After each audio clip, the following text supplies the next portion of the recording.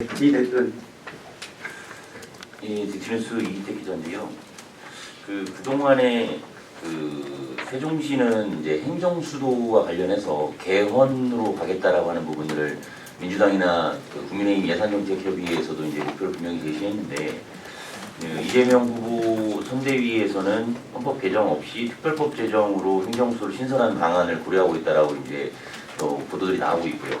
그리고 이제 국민의힘에서는 어쨌든 정진석 부의장님이 이제 행복도시 건설특별법에 집무실 설치랑 대통령을 제외하고 있는데 그 문구를 삭제하는 이런 안들을 제시했는데요. 이 같은 전반 흐름에 대해서 조금 이제 과연 뭐가 그러면 앞으로 세종시가 지향하고자 하는 방향인지에 대해서 조금 혼선이 좀 빚어지는 부분이 있거든요. 그래서 현재 정진석 의장이 발표한 이 행복도시 건설특별법 개정안과 세종시가 목표로 하고 있는 것, 민주당 선대위가 가고자 하는 방향, 이 부분에 대해서 좀 어떻게 평가하고 계시고 앞으로 어떤 전략으로 좀 대선이라든가 지선에 임할 것인지에 대한 질문 하나는요. 두 번째로는 부분 주제랑은 좀 관계가 없는데 어쨌든 또 국민권익위에서 매년 또 발표하는 종합청렴도가 발표가 됐는데 종합청렴도가 일단 또 1등급이 하락을 했고 외부 청렴도, 외부에서 평가하는 언론이라든가 전문가기관 평가하는 부분에서도 2등급 좀 하락을 했고 내부 자체적인 등급은 4등급으로 동일했는데요. 좀 더 떨어진 올해 더 떨어진 이유가 좀 어디에 있는지 이 부분은 좀 어떻게 또 대응을 해 나가실 것인지 두 가지 질문 드리겠습니다. 예. 우선 행정수도 세종을 만들기 위해서 가장 확실한 방법은 그거는 유연결정이라는 현실적인 사항이 존재하기 때문에 이 부분을 확실하게 해결하는 것은 역시 이제 개헌인데, 개헌은 당장에 추진하기 어려운 그런 문제가 있어서 아마 정치권에서도 그동안에 이제 한 20년 지나는 동안에 우리 국민들의 인식 자체도 많이 변화가 됐고, 그렇기 때문에 특별법 제정만으로 충분할 것이 아닌가 하는 그런 논의가 최근에 있는 것 같습니다. 이 역시 이제 특별법 제정을 통해서 할 수만 있다면 좋겠는데, 그동안에 이제 왜 행정수도 개헌을 그동안에 계속해서 얘기를 했었냐면은 그동안에 국회 세종의사당 설치를 위한 국회법 개정 과정에서도 매번 이제 국회 운영위원회라든지 법안심사 소위라든지 이런 데 보면은 유연성 문제에 대해서 계속해서 지적이 되어 왔기 때문에 우리 시 입장에서는 결국 이것은 헌법 개정을 통해서 확실히 정리하고 가는 게 좋겠다 하는 생각이고요. 그렇다 하더라도 그 전에라도 우리 이제 유연의 위험성을 회피할 수 있는 수단이 있다면은 특별법 제정과 같은 이런 방식을 통해서도 추진하는 것은 배로서야 적극 환영하는 바이다 하는 말씀 드리겠습니다. 그리고 지금 대선 후보들 사이에 대통령 제2집무실 이 부분에 대해서는 대체로 공감대가 형성이 되어 있기 때문에 이번에 이제 제안된 정진석 의원이 제안한 행복도시 특별법 개정안이 국회에서 굳이 대선 이후로 미룰 일이 아니라 다음 주 빠른 시일 내에 좀 한 조문밖에 안 되기 때문에 논의해서 처리를 할 수 있다면 좋겠다는 생각 가지고 있습니다. 청렴도 부분에 대해서는 제가 시민 여러분들께 늘 죄송하다는 말씀 드리겠는데요. 특별히 이제 우리 시가 이렇게 청렴도가 낮은 이유가 뭘까에 대해서는 좀 더 분석을 해보겠습니다. 분석을 해서 청렴도를 높일 수 있는 방안을 좀 적극적으로 강구할 필요가 있겠습니다. 다만 이제 한 가지 이제 다른 시도하고 좀 다른 점이 있다면은 우리 시는 이제 광역이면서 기초를 겸하고 있는 그런 구조다 보니까 직접 민원인들을 상대해야 되는 비율이 좀 높습니다. 그 과정에서 아무래도 민원인들 불만이나 이런 것들이 좀 많이 있고, 이런 부분들이 혹시 좀 작용하지 않았나 하는 생각을 하고 있는데, 이제 구체적인 것들은 이번 청렴도 평가 결과를 좀 구체적으로 분석을 해보고 개선해 나가야 될 사항들이 뭐가 있는지 하는 것들은 챙겨보고 또 개선 방안도 만들어 나가도록 하겠습니다. 세종바람이 박 기자님.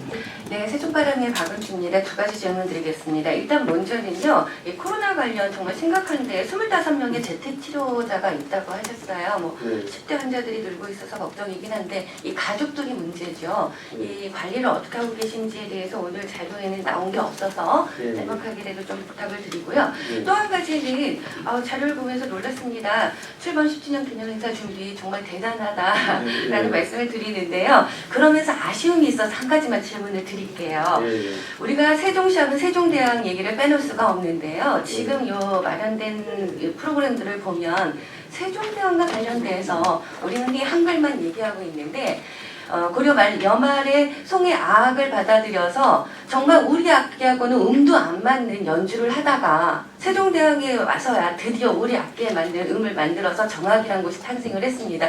흔히 우리는 지금 정악을 궁중 드라마에서나 접하는 음악이 되어버렸는데 실제로 이 세종대왕의 업적에는 우리 전통의 음악이 있죠. 그런데 이 음악에 관련된 살림 문화라든가 이런 거는 전혀 하나도 지금 제한되는 행사도 현재까지 10년 동안 단 한 번도 없었다는 아쉬움이 있습니다. 그러면서 판소리라든가 병창이라든가 산족가락 이건 조선 수기 문화죠. 이런 것들에 초점을 맞춰서 운영을 하다 보니까 어찌 보면 고종 황제 앞에서 디스코를 아십니까? 라고 물어보는 얘기가 돼버리는 현상이 됐어요. 네. 그래서 이런 고증이라든가 정말 세종대왕의 업적인 정통 정악에 대한 이런 음악들이 왜 만들어지지가 않았을까? 이 부분에 대한 아쉬움을 한번 질문으로 드리겠습니다. 예. 우선 그 재택 치료는 그 이제 가족 단위로 요새 확진이 많이 되는데 한 가족이 이제 전체 걸리는 일들도 있고 또 하나는 이제 무증상으로 특별히 이제 그 입원한다 하더라도 치료가 별로 할 필요가 없는 그런 분들에 대해서는 일단 이제 재택치료 대상으로 삼아서 지금 재택치료를 하고 있습니다. 다만 이 경우에도 언제든지 이제 의학적 치료가 필요한 그런 문제가 발생하고 있기 때문에 그 세종 충남대병원과 좀 저희가 협약을 맺어서 재택 치료를 하더라도 그 관리는 매일같이 이제 세종 충남대병원에서 관리 상태를 이제 점검하는 것으로 그렇게 하고 있어서 지금까지 이제 지금 재택 치료와 관련해서는 특별한 문제점이 없이 잘 관리가 되고 있다 하는 그런 말씀드리고요. 두 번째는 이제 오늘 이제 우리 정준 위원장께서 발표한 것은 출범 10주년 기념행사이기 때문에 아무래도 지난 이제 10년간의 변화나 또 10년을 기념하는 여러 가지 일들이 중심이 되어 있고 박 기자님께서 말씀하신 세종대왕과 또 문화, 음악 이와 관련해서는 10월에 있을 세종축제에서 이 문제를 좀 다루는 게 좋겠다 하는 그런 판단입니다. 그리고 이제 세종대왕과 음악과 관련해서는 그동안에 한 3차례 정도 황종 그리고 뭐 여민락 뭐 이런 프로그램을 통해서 세종대왕의 그 음악을 그때 이제 아학을 정리하신 분이 이제 박연 선생 아니겠습니까? 박연 선생이 그 정리하면서 그때 나왔던 그 악보 기록 방법이라든지 음률에 관한 음률을 어떻게 그 표시를 하는 거라든지 그리고 세종대왕이 이제 추구했던 여민락이라는 그 음악의 정수 이런 부분에 대해서는 세종 축제 때 다루는 것으로 그렇게 하고 있어서 이 부분은 아마 그때 추가적인 발전 방안을 제기해야 될 것 아닌가 이렇게 생각하고 있습니다. 저 기자님. 제 CMD 수험의 최종 기자입니다. 그 12호 과제하고 20호 과제 각각 하나씩 좀 질문드리겠습니다. 그 이번에 그 10주년 행사 총괄을 우리 그 감독위원회가 맡아서 하는 건지 그거 하고요. 이거를 하려면 상당한 예산이 좀 투입이 될 것 같은데 그 예산은 어떻게 처리하실 건지 그 문제 질문드리고요. 20부 과제에서 이제 하나 좀 질문드리겠습니다. 지금 여기 보면은 그 엄마들이 이제 자발적으로 자원봉사 스타일로 이렇게 한다고 이렇게 아까 그 발표를 좀 하셨는데요. 이게 자꾸 이제 이런 상태가 오게 되면은 이제 옥사목이라고 하는 이런 게 많이 나타날 겁니다. 이게. 그러니까 소위 얘기해서 이제 시어머니 위에 또 시할머니가 있는 거고 똑같은 경험이 있을 거예요. 이거를 어떻게 방지를 할 건지 그거 좀 답변 부탁드리겠습니다. 우선 이제 기념행사는 이제 어떤 사업을 할 것인지에 대해서는 이번에 이제 정리가 됐고요. 이제 시민감동특위에서 정해진 사항을 집행하는 것은 결국 이제 우리 시에서 해야 됩니다. 그래서 행사 총괄하는 데 필요한 이제 감독도 선임을 하고 앞으로 이제 오늘 이제 10개 행사로 정리가 됐기 때문에 이것을 구체적으로 이제 추진하기 위한 이제 별도로 추진위원회 같은 게 만들어져서 필요한 준비를 좀 해 나가야 될 것 같습니다. 그것은 이제 내년 초에 그런 감독도 선임하고 이제 추진위원회도 만들어서 하나하나 추진해 나갈 것이고요. 지금까지는 무엇 할 것이냐 가지고 논의했다면은 앞으로 내년부터는 이제 한 6개월간에 걸쳐서 실제로 시민들이 참여한 가운데 어떻게 추진할 것인가에 대해서 논의하는 그런 기구가 별도로 만들어질 것이고요. 일단 좀 의회에 제출한 내년도 예산안에는 약 9억 원 정도가 지금 반영이 돼 있습니다. 막 의회에서도 특별한 그 이의가 없는 것으로 알고 있습니다. 두 번째 이제 그 공공급식센터에서 검수 문제에 대해서 우리 엄마들이 굉장히 걱정이 많습니다. 우리 학부모님들이 걱정이 많으신데 우리 아이들에게 건강한 식재료가 제대로 공급될 것이냐, 실제 되고 있는 것이냐, 우리 눈으로 직접 봐야 되겠다 하는 그 생각이 굉장히 강하십니다. 그래서 검수는 이제 검수 담당 직원들이 있어서 검수는 하겠지만 그것을 이제 지켜보기도 하고 검수에도 참여하는 것은 좀 번거롭긴 하지만 그래도 우리 학부모님들을 안심시키기 위해서 좀 필요한 일이라고 생각을 하고요. 또 하나는 또 그렇게 또 지켜봐야 검수 과정이 제대로 되어 갈 수도 있다는 점도 느낄 수가 있고 또 하나는 또 그렇게 되어야 우리 학부모님들이 아마 적극적인 지원도 가능하지 않을까 생각합니다. 농민들도 현장에 검수도 하고 또 경우에 따라서는 우리 학부모님들이 실제로 이제 이제 어느 분이 어느 농장에서 생산된 농산물들 하는 것이 드러나 있잖아요. 그러면은 학부모님들이 실제 현장 가서 확인도 하고 뭐 이런 일들이 벌어질 텐데 다소 번거롭긴 하지만 우리 아이들에게 건강하고 안전한 식재료를 확보해 드린다는 측면에서는 또 나름대로 필요한 일이 아닌가 이렇게 생각을 해서 저희는 좀 더 바람직한 측면이 그런 좀 많지 않은가 이렇게 생각을 하고 있습니다. 네, 중고메일 김 기자님. 네, 안녕하세요. 중고메일 김미정입니다. 시장님 저 여기입니다. 예, 뒤에 계신 분, 예. 네, 정진석 의원님 그 대통령 세종 집무실 설치 관련돼서 네. 대선 이전에 처리될 것 같다라는 발언을 좀 전에 해주셨는데요. 그러기를 희망한다. 네. 예. 구체적으로 요때쯤 될 것 같다라는 설명을 좀 해주시면 좋겠고 그리고 구체적으로 대통령 세종 집무실이 내 부지라던가 뭐 면적이라던가 뭐 특별히 생각하고 계신 염두에 두고 계신 게 있으시다면 구사항에 대해서도 간단하게 설명 부탁드립니다. 예, 국회에서 이제 그 7일자로 그저께 날짜로 이제 법안이 제출이 됐습니다. 제출이 되면은 국회 의안과에서 소관 상임위원회에 배정을 합니다. 이제 소관 상임위원회는 국토교통위원회가 될 텐데요. 소관 상임위원회에서 배정이 되면은 그 상임위원회에서 대체 이제 심사를 하게 되는데 소관 상임위 또 법안 심사 소위가 있고 그다음 그 통과되면은 뭐 법제사법위원 법사위 거쳐서 이게 통과되는 그런 일련의 절차를 거치게 되기 때문에 아마 대통령 선거 이전에 법 통과까지는 현실적으로 물리적인 시간 자체가 만만치 않을 겁니다. 다만 그 심사에 좀 착수하는 것만이라도 바로 했으면 좋겠다. 그래서 이번 뭐 정기국회에서 바로 다뤄지진 않겠지만 통상 2월 국회가 있으니까 2월 국회에서는 국토교통위원회 상정이라든지 이런 절차만이라도 빨리 밟을 수 있었으면 좋겠다, 이렇게 생각을 합니다.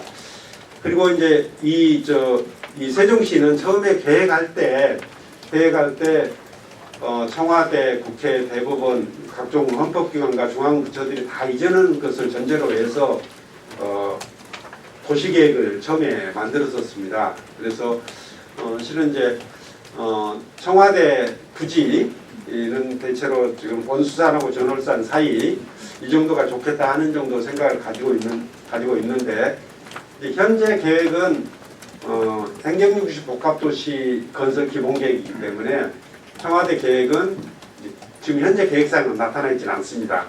결정이 되면은 법에 통과되고 국회 대통령 제2집무실 설치가 결정이 되면은 적절한 토지는 얼마든지 있다는 말씀드리고요.